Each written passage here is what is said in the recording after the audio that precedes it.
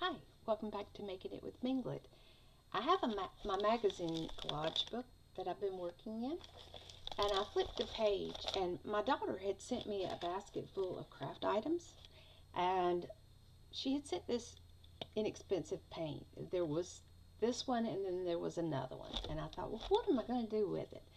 So I turned my page, and at first I started brushing it on, and then I saw where Dee Dee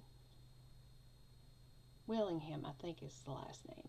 I'll double check that to be sure. But I saw her rubbing with her fingers the other day to, smooth out paint to give it more of a flowy effect. And I tried it and it worked like a charm. Matter of fact, here's the other paints, and they were kind of thin and not not really good paints. I mean, they were very inexpensive. She probably picked them up at the dollar store, but they were easy to spread and they blended well. And I created this page. Well, I was so pleased with how it turned out, and I'm not sure how I'm going to use it just yet, but it will get something else added to it. So I flipped over to the next page, and it had mushrooms on it. And I don't know, most of you know I love mushrooms. I just think they're magical and they're so cool. So I had already taken some paint and put on there, and I have added a background to make it look like the Northern Lights.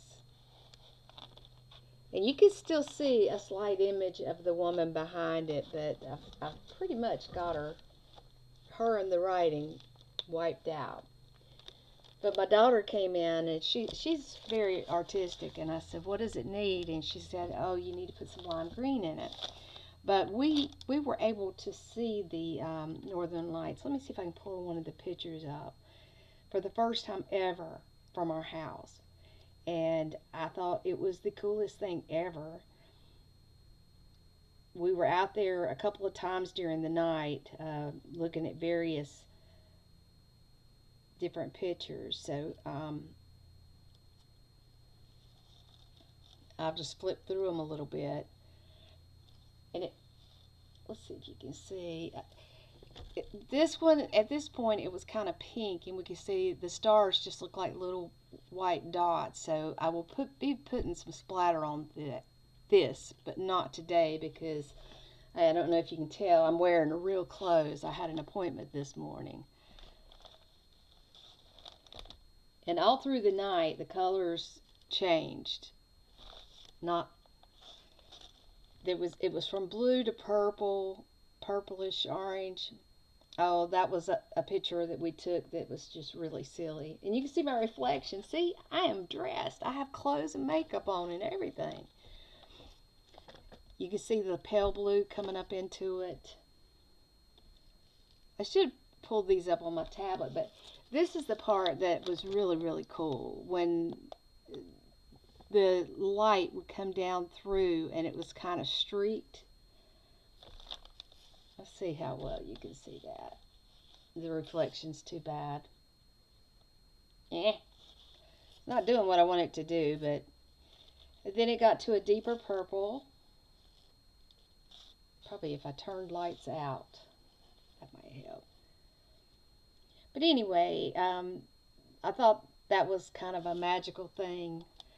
Uh, Later on, they found this chart about the colors of the aurora, and when you see pink, it means that it above 150 miles or 241.4 kilometers.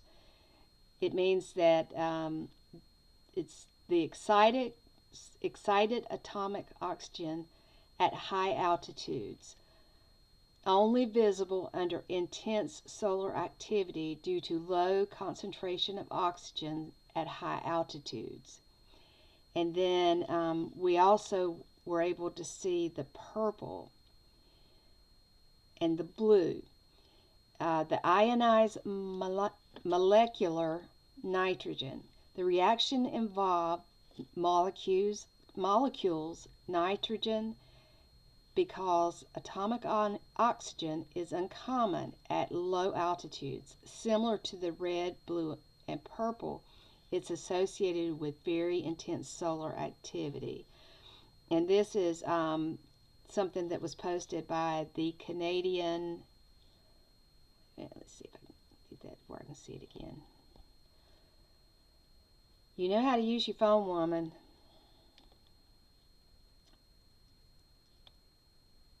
Okay, so it was the Canadian something. All right, so we were able to learn a little bit, but that is what I've worked on, and I'm kind of pleased with it. So I would suggest, if you've got any of these paints and you don't really use them for your regular activities, like say if you were doing gel prints, or painting a box or something like that. I mean, it is an acrylic paint. Shake it well, make sure the lids are tapped down, shake it well, and give it a try, because I really found it very, very relaxing when I was working on this page. And I did leave some of it kind of natural, because it had a fashion magazine. This is a fashion magazine. It had a lady on each side. But I think that turned out very pretty, and I'm really pleased with that. Now, I went and picked up some things. So the next time I see you, or I visit with you, I am going to be making gingerbread houses, and I'm going to tell you what I'm using, so if you can get these things together and work along next time. I'm going to be using Jello boxes. Mine are the sugar-free Jello boxes, and I am going to take those, and I'm going to make gingerbread boxes out of them, or gingerbread houses, and I'm going to make them to where they're able to be hung on a tree, or it'll have like a cute little ribbon so that it can hang. So what I would suggest bringing with you is small boxes, and if they have the flaps, that's going to be the best. I'm going to be using puffy paint to decorate brown paper bags. So if you can get brown grocery bags, that's what you're going to need. Now, if you do not have a box and you just want to make gingerbread houses, then you want to bring your brown paper bags, your grocery bags. And I would go ahead and cut those. I cut them down the sides first. Then I cut them around, and I leave the bottom because it's very useful for different things. But if you'll go ahead and have it opened up like that, and I'm going to suggest that you, let's see, let me get the pattern for that.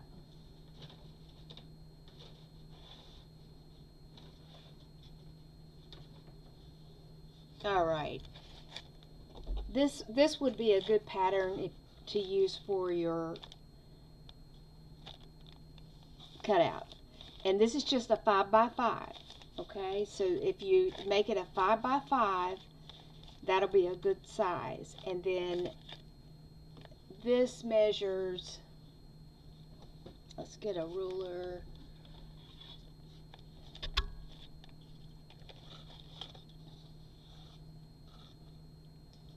They dilated my eyes this morning, and I'm still.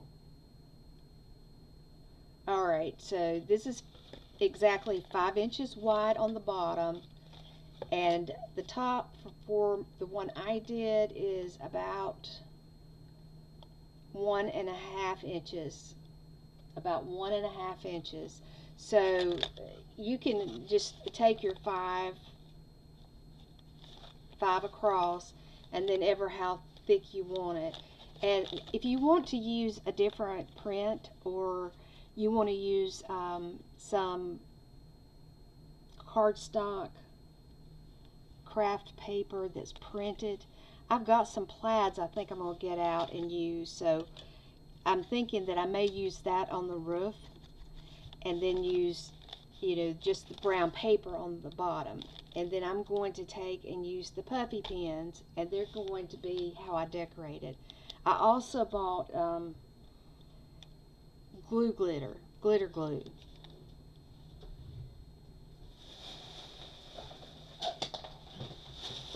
Let me show you here. So here's the box. These are my Jello boxes. And if I tuck those in, I can take and I can pull this together. And you can put little gifts down in there. We're just going to have to figure out how we're going to fasten it together. So I will have that worked out.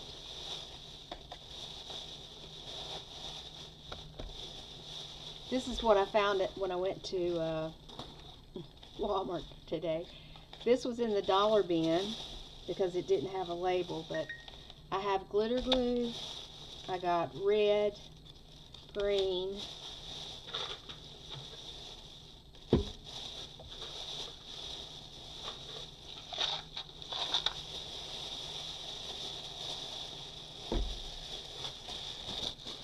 sorry I'm making so much noise. Lord, just give me a bag, right? Alright, and in the puffy paint, I got the green, the red. Oh, and I got the clear, like white in the glitter glue. Now, I may have been able to have gotten by with just this. These were $1.59 in the store, and these were closer to $4. The tulip is about the best that you can get on the puffy paint. I mean, in my opinion, that's my favorite. So, and then I picked up a couple of colors I needed in just the regular acrylic. And I picked this up because I thought it was cute. We're going to try to make one of these one day. So there you have it. That's what we're going to do. That's kind of like the project going forward. Oh, and I got gold glitter, and they had it in the small. And this was Puffy brand, and it was like $1.50 maybe. It wasn't very expensive, but in the tulip paint, they did not have red or green in the small bottles. But that's okay. I mean, the stuff holds up for a long time. So we'll be decorating these boxes with brown paper bags, and then we'll take these and work on them as well. So that's what we have, and I'm going to tell you goodbye for today. I hope everyone is well. I hope you enjoyed the video today, and I hope you'll give some of these techniques a try. I mean, use your fingers. You would be surprised how good it felt, to produce that. So, and just looking at this right now, I'm sitting here. Whoa, wait a minute. Wait, don't go. Stay just a little longer. Alright, let's get our pattern put up. And we'll have to find a place for these puffy paints because they're not going to fit in my paint bin. But look at this. I wasn't even thinking about it at the time. But I definitely could incorporate this in whatever I do on these pages. I love it. I love it. I love it. I was thinking that it would be cute. It might be cute, to help decorate my little boxes. But I definitely like it there. So we'll see what happens to this page next. I'm not sure what I'll put on it, but I think it's going to be a fun page when it's all said and done. So I hope you all are well, and I will talk to you next time. Bye-bye.